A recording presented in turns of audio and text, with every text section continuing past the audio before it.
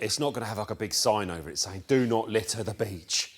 Yeah, I don't think it's going to be immediately obvious, but I think if people investigate further into the project, the thought process that went behind it and everything, then there is emphasis on don't chuck litter in the sea. But it won't be immediately obvious.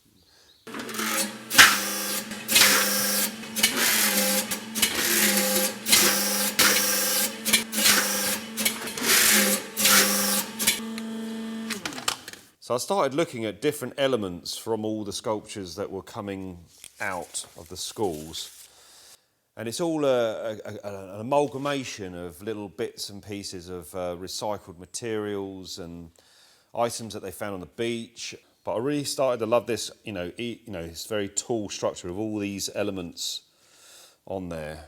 But what was a little tricky is trying to make something which can endure the weather, the strains of a bit of public art, public climbing all over it and everything.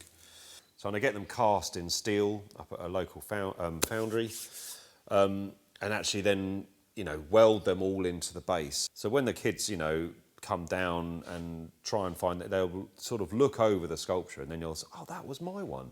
And it'll be sort of an imprint of it in the side of the actual structure. So I started drawing the forms, which very, very quickly I realised are mussel shell shapes. So I knew that would be a really interesting reflective area because you've got this one over the top of the other. So here's another one here, and you can sort, I was trying to show them that you're going to see this reflection in the forms. Everything's upside down. These are the railings in here. But I think it's going to be a lot more distorted than that. There's going to be a lot more, wobbly lines and stuff. But you will get, and obviously when you stand in front of it, you'll see multiple reflections of yourself. So the actual foundations themselves is a great big structure which will have pebbles taken from the beach and put into it as a counterbalance.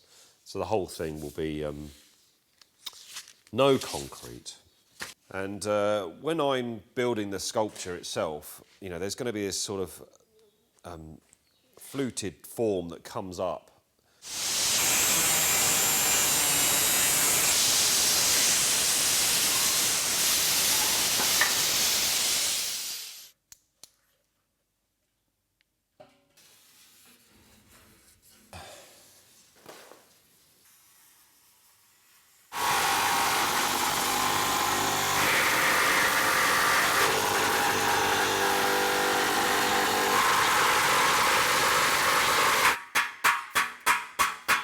Just on the edge.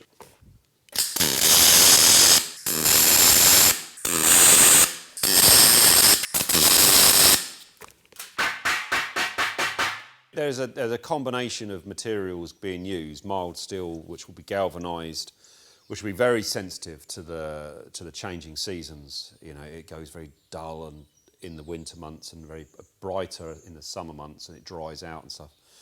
The front being the stainless, which will be all polished, so obviously that's going to be immediately showing what's happening. And then you've got the stone itself, which was got out of a quarry just quite locally, and that's a big old lump of sandstone and actually fossilised seabed, which is just amazing.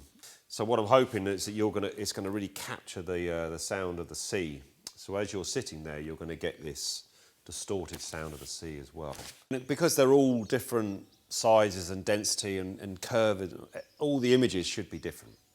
Well, what's lovely is, all the time that these objects have just been sitting on the deck, on the workbench, they're all very, in their singular form, they're a very tactile item, aren't they? But they are all to go, playing a part into this. So they're finally finding their place.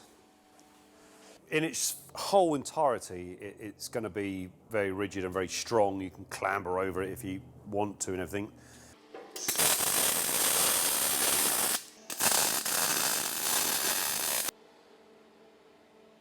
These ones are just sort of nicely coming around like that, which I'm really liking.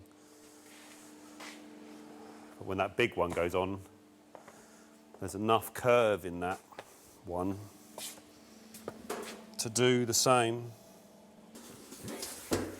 So that one is going to sit right up there somewhere. Hi! About there. Something like that, I think.